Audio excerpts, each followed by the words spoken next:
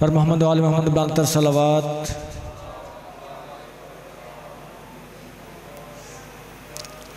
अब मैं दावत खिताब दूँगा जनाब खतीब आले मोहम्मद शफीक एलिया साहब को। अस्सलातु वस्सलामु अलैका या जद्दल हसन वल हुसैन बुलंद सलावत।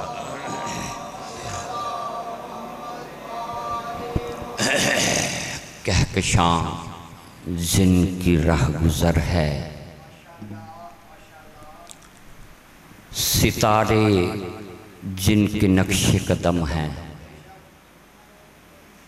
कुतब जिनसे रास्ते का तो अय्यन करता है, काबाए कौसैन जिनकी मंजिल है, बैतुल मामूर जिनका पड़ाव है, बिस्मिल्लाह जिनका इफ्तिताया है, बलगल माइम जिनका इख्तितामिया है, अलफ लाम मीम जिनका तो आरफ है, वलसर जिनकी हैसियत है, सूरह फील जिनका माजी है, इन्नमा जिनकी तहारत है, फिल कुर्बा जिनकी कीमत है,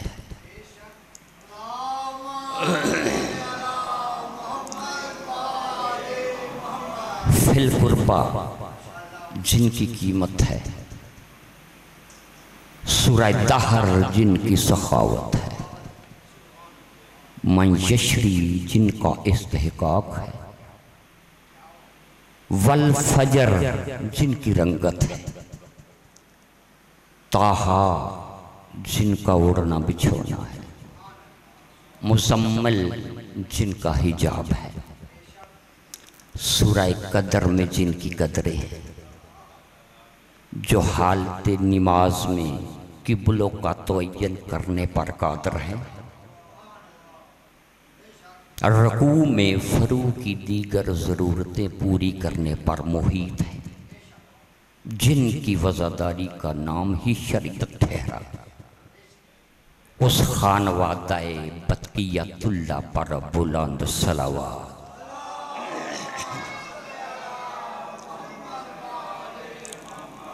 अल्लामा तालब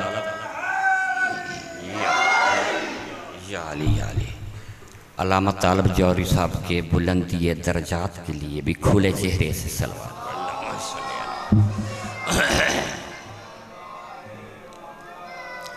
औज़ु बिल्लाहि समीउल अलीम मिनश शैतानिर रजीम, बिस्मिल्लाहिर रहमानिर रहीम, अल्हम्दुलिल्लाहिल मालिकिल हक्किल मुबीन, अल मुतसागिरि लि अज़मतिही जबाबिरातुत तागीन, अल मुतहाज़ाए लि किब्रियाइही औतातुल मुतमर्रिदीन, अल मुअतरिफ़े बिरबूबियतिही साइरुल खल्क़ि अजमाइन, वस्सलातु वस्सलाम वत्तहिय्यातु वल इकराम अला अशरफिन नबिय्यीन व खातमुल मुरसलीन, सय्यदिना व मौलाना बिल कासिम मुहम्मद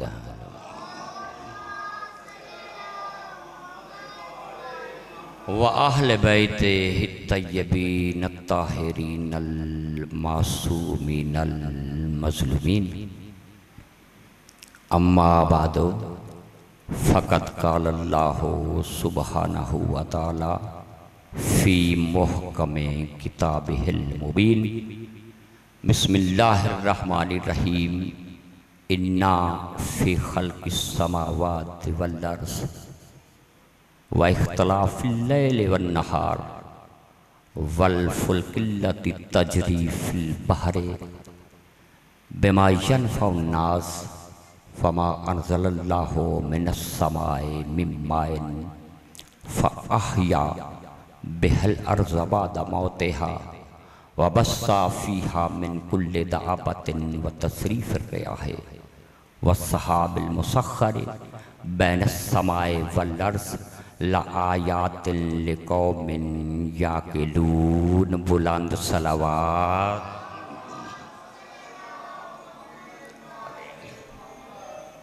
शजर सब हर्फजान होते हैं तो ऊंचे बोल उठते हैं। तो जो है मेरा ख्याल है एक जुमला मैं कहना नहीं चाहता था, लेकिन ज़रूरत है। आले मोहम्मद का फरमान है कि बाआवाज़ बुलंद दरूद पढ़ने से दिलों के नफाक दूर होते हैं। बाआवाज़ बुलंद दरूद पढ़ने।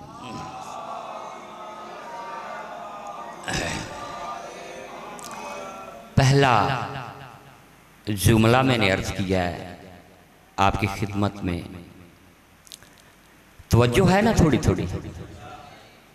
शजर सब हर्फ जन होते हैं तो ऊंचे बोल उठते हैं। अली का जिक्र कीजिए तो शगुफे बोल उठते हैं। हाय हाय हाय हाय हाय। भाई खुदा की कसम मैंने किताबों में पढ़ा है कि जिक्र अली सुनकर वो अल्लाह पास में नहीं रहता, आप तो फिर बंदे हैं।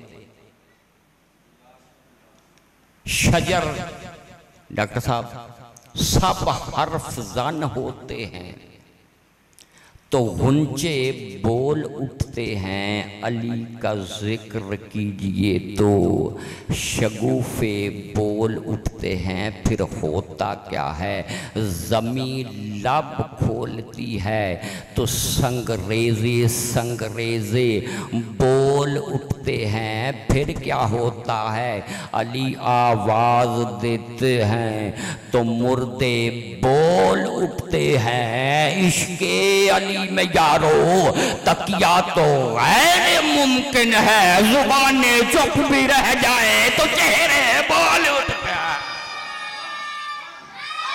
यार यार यार ये दौर जो है ना, ये दौर अली के जिक्र में बोलने का दौर है, हुसैनियत को बुलंद करने का दौर है। यजीदियत भी साथ है, हुसैनियत भी साथ है। खुदा की कसम इस मिंबर आले मोहम्मद पे हाथ रख के जितने भी बैठे हुए हैं ना, मैं इन सब की तरफ से एक जुमला हदिया करना चाहता हूं कि ये जितने भी हैं ना बैठे हुए इस बज़्म अज़ा में, सब के सब इंसानियत के लिए शरीक हैं, यानी कि इत्तेफाक में, इत्तेहाद में। कोई भी ऐसी नागवार बात हरगिज़ नहीं। हमारा पैगाम मोहब्बत है जहाँ तक पहुँचे। और यही मेरे मौला ने मदीने से चलते वक़्त फरमाया था कि मेरा करबला में फ़कत एक ही मंशूर है कि अच्छाइयों की तरफ दावत दूँ, बुराइयों से रोकूँ। तो हुसैन अलैहिस्सलाम भी इस मिशन को ले के चले थे और इंशाअल्लाह ये मिशन क़यामत तक यूं ही जारी व सारी रहेगा। मोहब्बत और अमन के साथ बुलंद सलवात पढ़े।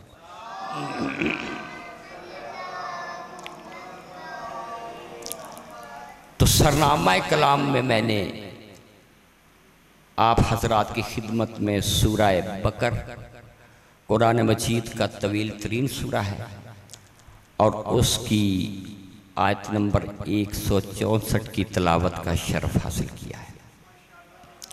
मेरे ख्याल में तर्जमा हदिया कर दूँ। परवरदिगार आलम ने अजीम इरशाद फरमाया कि इन्ना फी खल्क़िस समावाति वल अर्ज़, जान लो कि ज़मीनो आसमान की तख्लीक में तो जो है वह इख्तिलाफिल लैल वन नहार, और रोज़ो शब के आने जाने में हमारी निशानियां हैं। इन्ना फी खल्क़ि समावात वल अर्ज़ व इख्तिलाफ़िल लैल वन नहार वल फुल्कि अल्लती तजरी फिल बहर। और सुनो, ये जो समंदरों के सीने चीर कर चलने वाली कश्तियों में हमारी निशानी। वमा अंज़लल्लाहु मिनस समाए मिन मान। और देखो तो सही कि किस तरीके से हमने आसमान से पानी बरसाया। इस बरसते हुए पानी में हमारी निशानियां हैं।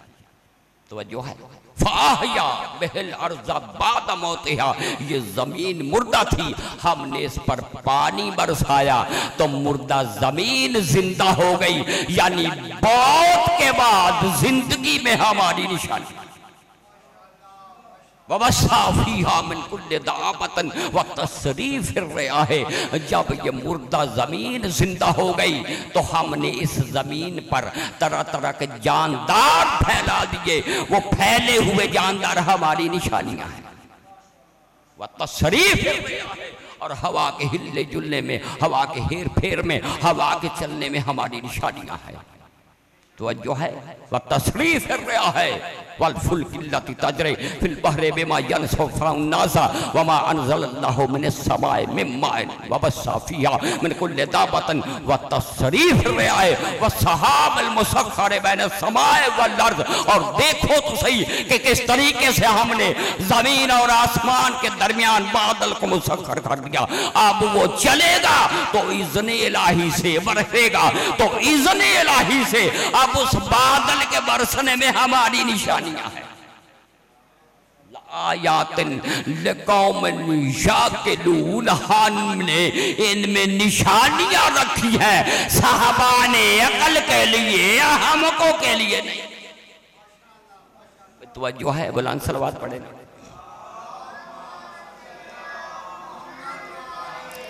भाई एक आदमी, अच्छा आयत किसे कहते हैं? आज का मेरे मौजू है आयत।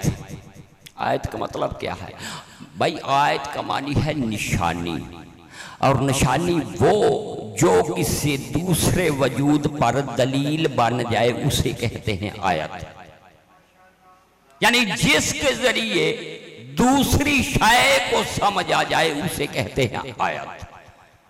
जमीन अल्लाह की आयत है, चांद अल्लाह की आयत है, सूरज अल्लाह की आयत है, टिमटिमाते हुए सितारे अल्लाह की आयतें हैं। यानी अल्लाह की तवज्जो है, अल्लाह की निशानियां हैं। मैं तो कहता हूं कि ये आले मोहम्मद भी अल्लाह की आयत है, तवज्जो है। इसलिए के दरमियान में एक जुमला सुनो, मेंबर कूफा पे है अली, तवज्जो है।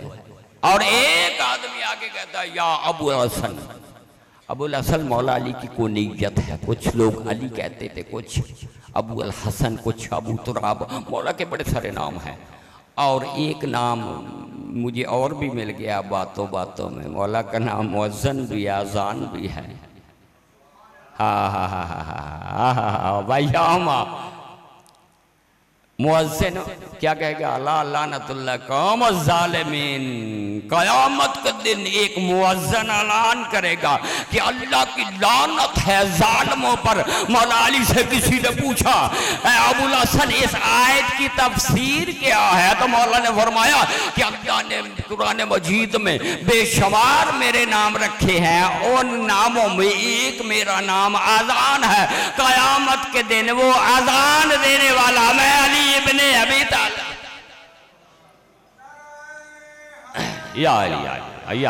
हाँ, मेंबर कूफा पे एक आदमी, मौला खुतबा दे रहे हैं, एक आदमी आया, आगे कहने लगा या अबू अल हसन, कुरान मजीद का दावा है कि इसमें हर शय का जिक्र है, तवज्जो है। मेरे मौला ने फरमाया बेशक तिब्यानन लिकुल्लि शय, इसमें हर शय का खुला हुआ बयान है।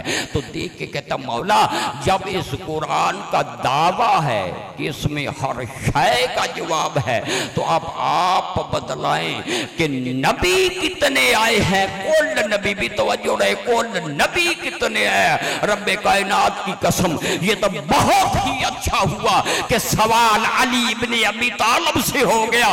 अगर किसी जाहल से होता या फिर नबी 29 हो जाने थे या फिर एक आयत कम हो जाती।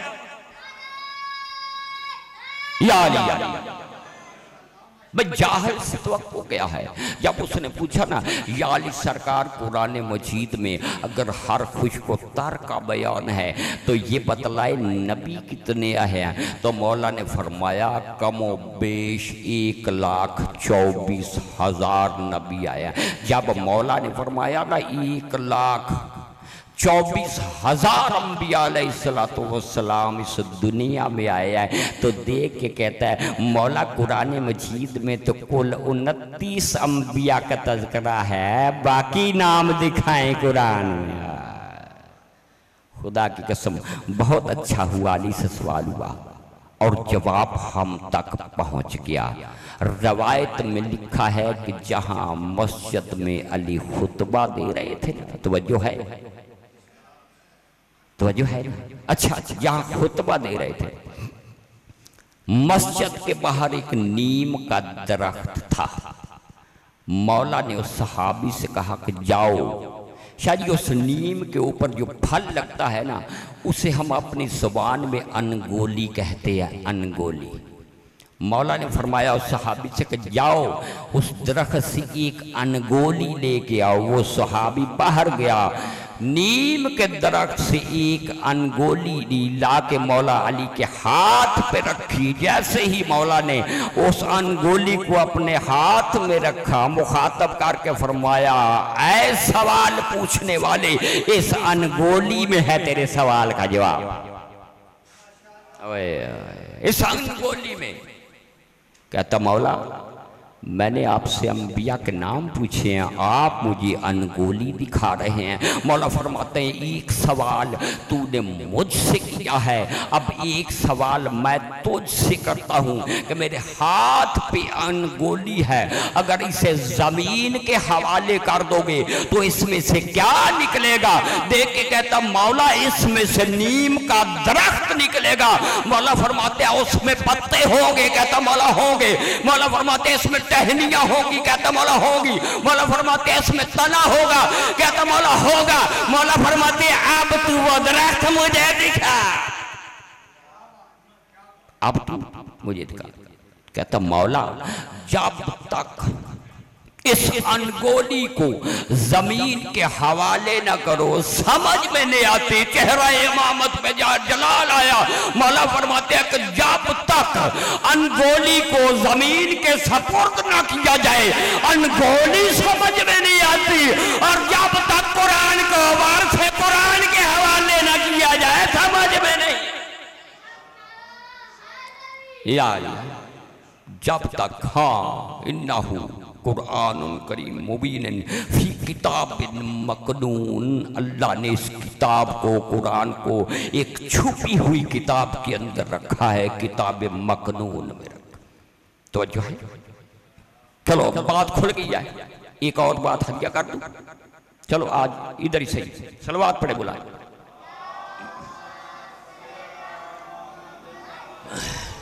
उसी मिंबर पर एक यहूदी आया,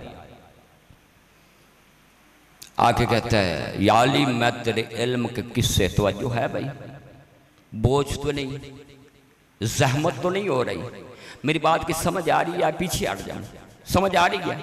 अच्छा मिंबर पे मेरे मौला है खुतबा दे रहे, यहूदी आलम आया और आके मौला से कहने लगा या अली मैं तेरे इल्म के किस्से सुन के आया हूँ। मौला फरमाते आ देख के कहता है या अली आपने सलूनी का दावा किया है? मौला फरमाते हैं इसमें शक नहीं है कि मैंने ही दावा किया है, पूछ। कहता नहीं या अली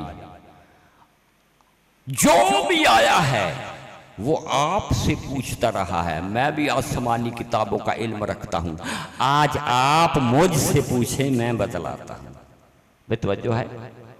अच्छा खुदा की कसम अगर अली के सामने कोई अहले इल्म होता तो अली इल्म की बात करते। अली के सामने यहूदियों का शोबद अब्बास था। अली ने सवाल भी ऐसा किया जब उसने कहा ना कि आज आप मुझसे पूछें, मेरे मौला ने अपने हाथ को ऐसे किया, पीछे मुट्ठी को बंद करके सामने करके मेरे मौला ने फरमाया बता कि मेरी मुट्ठी मुट्ठी में क्या है। उसने अपनी आंखें बंद की, आसमान की तरफ देखा, अपनी किताबों का जायजा लिया और देख के कहता है कि या अली, तूने फला पहाड़ की कुक से एक फाख्ता के अंडे को उठाया है और वो अंडा तेरे हाथ में है।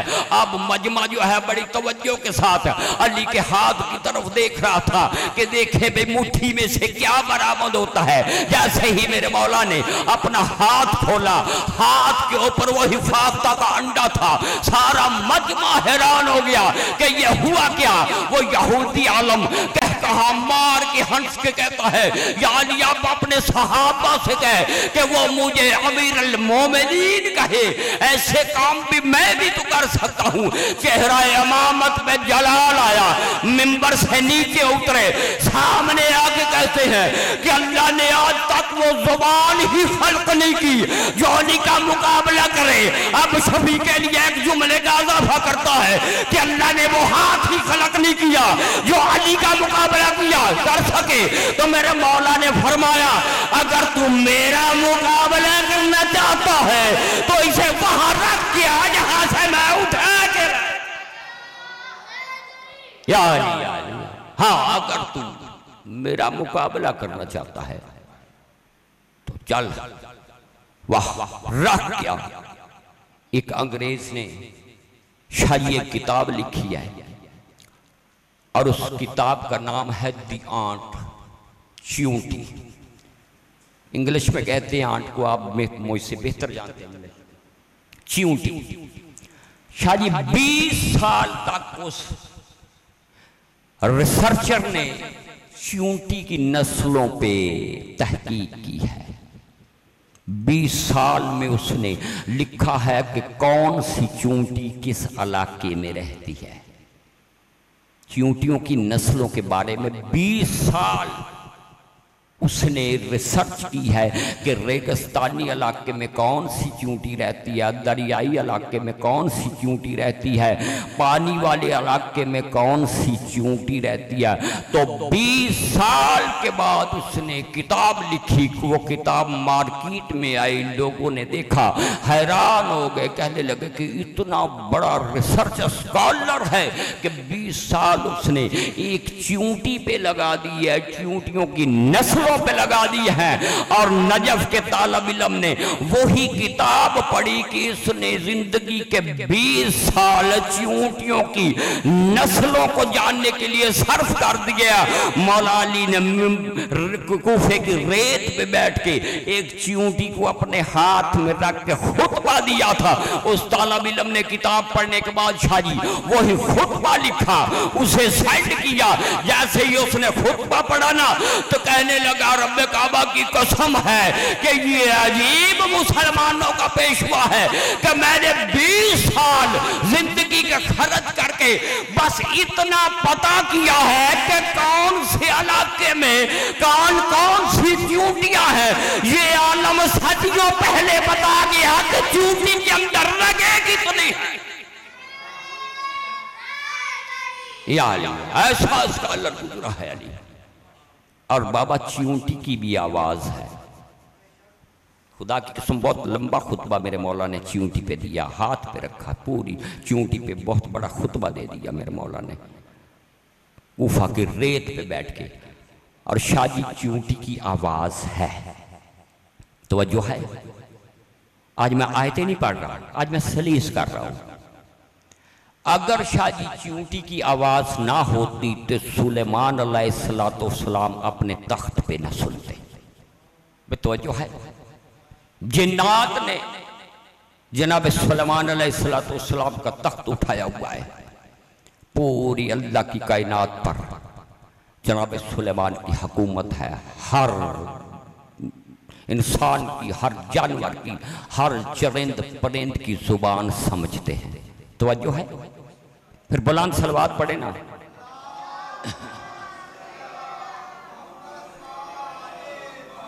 जिन्नात ने सुलेमान नबी का तख्त उठाया हुआ है, हवा में परवाज करता आ रहा है। जब वादी नमल से गुजरने लगा ना तो चूंटियों की सरदार चूंटी ने कहा, या अय्या तो न बोलो, आए चूंटियों वापस अपनी अपनी बिल्लों में चली जाओ, कहीं ऐसा ना हो कि सुलेमान का लश्कर तुम्हें कुचल न दे।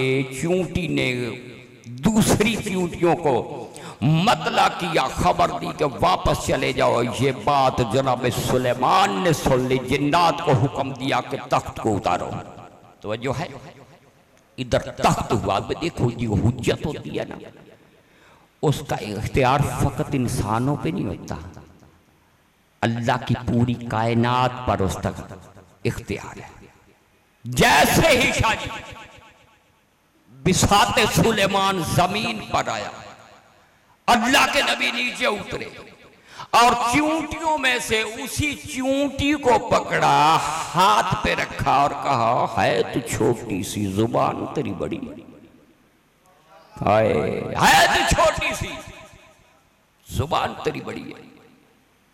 क्या समझा है तूने? अल्लाह के नबी को जालिम समझा है? अभी क्या कर रही थी चूंटियों से? नबी का हाथ चूम के चूंटी कहती है, या नबी अल्लाह, अगर जान की अमान पाऊं तो अर्ज करूं। अल्लाह के नबी ने फरमाया, हाँ बोल, क्या कह रही थी? कहा, ऐ नबी अल्लाह, मैं ये कह रही थी कि कहीं सुलेमान का लश्कर, कहीं सुलेमान का लश्कर तुम्हें कुचल न दे। ऐ नबी अल्लाह, आप मासूम हैं, आपके साथ वाले तो मासूम हैं। अल्लाह के नबी को दलील बड़ी पसंद आई। अच्छा, बड़ा नाज है तुझे, तू जानती है कि तू किससे मुखातब है? कहने लगी, हाँ नबी अल्लाह, मैं जानती हूँ कि आपका तख्त जिन्नात उठाए हुए हैं, पूरी अल्लाह की कायनात पे आपकी सल्तनत है, आपकी हुकूमत है, बहुत बड़ी इज्जत है आपकी। लेकिन ऐ नबी अल्लाह, मेरी भी इज्जत कम नहीं। अल्लाह के नबी ने पूछा, कैसे? देख के हाथ चूम के कहती है कि इस वक्त मेरे पांव नबुव्वत की हथेली पे है। वो चूंटी सुलेमान नबी के हाथों पे आके फख्र महसूस करने लगे। और वो अली इब्ने अबी तालिब क्यों फख्र न करे कि जिसके कदम जो से रसालत पे आ जाए। और मेरे पांचवें सरकार फरमाते हैं, आखिरी जुमले सुन लो, पांचवें सरकार फरमाते हैं कि जंगे सफीन से वादी पर मेरे जद्दे अम्बिया, मेरे दादा अली इसी वादी से गुजरे थे। और उसी तरह जिस तरह सुलेमान नबी ने चूंटी को पकड़ के अपने हाथों पे रखा था ना, भाई तवज्जो है, इसी तरह जब वादी नमल से मेरे दादा अली गुजरे हैं ना सफीन से वापसी पर, तो उस वक्त चूंटियों की सरदार चूंटी ने कहा, अरे बिलों से बाहर आ जाओ। मेरे मौला ने आवाज सुनी, चूंटियों में से शायद उसी चूंटी को उठा के हाथ पे रखा और अली इब्ने अबी तालिब कहने लगे कि ऐ चूंटी, सदियों पहले यहाँ से एक नबी गुजरा था और एक चूंटी ने कहा था कि बिलों में वापस चली जाओ। आज तू कह रही है कि बिलों से बाहर निकल आओ। अली का हाथ चूम के चूंटी कहती है, यानी सरकार वो अल्लाह का नबी था, मगर तेरा चेहरा देखना ही बात। हाँ, बुलंद सलवात पढ़, तेरा चेहरा देखना इबादत है। तो मेरा दिल है, गुफ्तगू तो मुझे करनी और थी, लेकिन आपके मिजाज को देख के ना थोड़ी तबीयत आज मेरी डिस्टर्ब हो गई है। ठीक है, चलो, आपको मालूम है कि मेरी गुफ्तगू में आयतों का तनासब ज़्यादा होता है, मेरी तबीयत सैर होती है अहादीस से और आयात कुरानी से। कलाम आखिर में एक आयत हदिया करना चाहता हूँ और 2-4 जुमले हैं, और उसी में मेरा मसाइब है, उसी में मेरा फसाइल है। सूरह मरियम की शायद आयत है, वइन मिनकुम इल्ला वारिदुहा काना अला रब्बिका हतमन मकसैया। जलाल की आयत है, रहमत की आयत नहीं। कि अल्लाह फरमा रहा है कि मैं हर एक को जहन्नम में फेंक दूंगा। तो जो है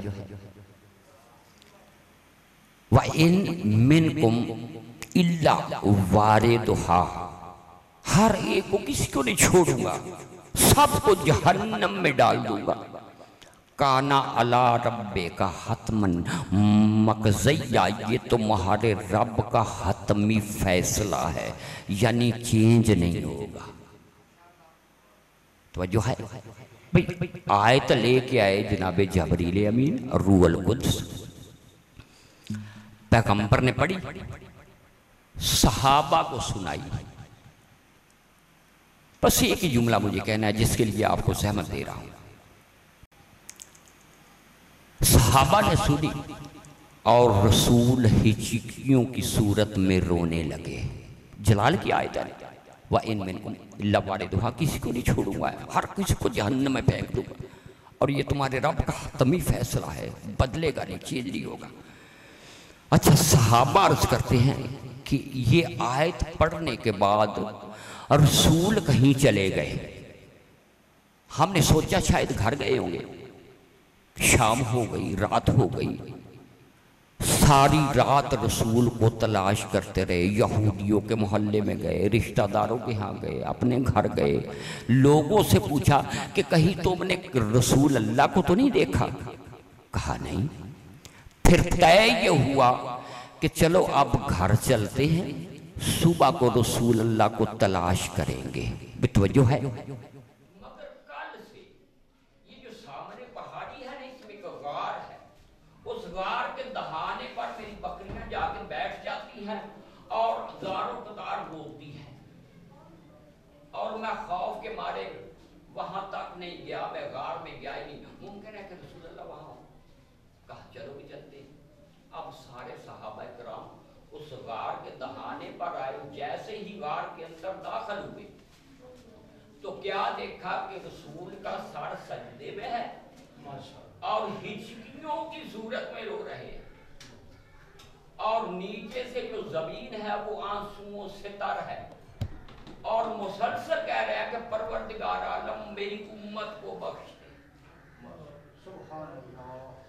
क्या कह रहे हैं? आज ठीक है, जलाल की वाहिद में इल्ला वारिदुहा, काना अला रब्बे का हतमन मकज़ैया, किसी को नहीं छोड़ूंगा, हर एक को जहन्नम में फेंक दूंगा। ये तुम्हारे रब का हतमी फैसला है। इस जुमले पे आपने गौर करना है। फैसला किसका है? मेरे अल्लाह का है, किसी बंदे का नहीं कि वो बदला जाए।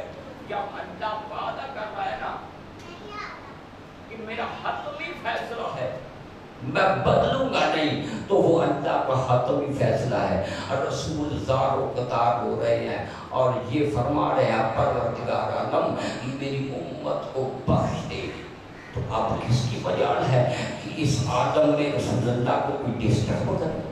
वे बड़े चहेते सहाबा थे, लेकिन किसी की मजाल में नहीं कि वो रसूल के करीब जाए और रसूल अल्लाह से कहे या रसूल अल्लाह घर चले।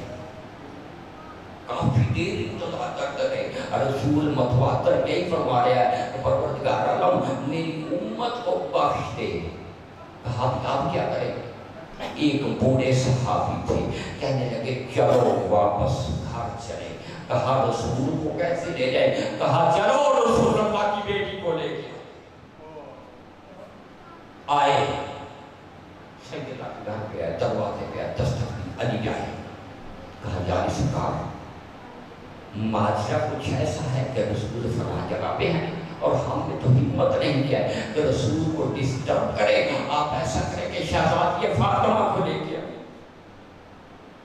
अब रावी लिखता है, तफसीर वाला लिखता है, मुफस्सर कि जनाब सैयदा ने बुरका ओढ़ा, हसनैन को साथ लिया, अली को साथ लिया।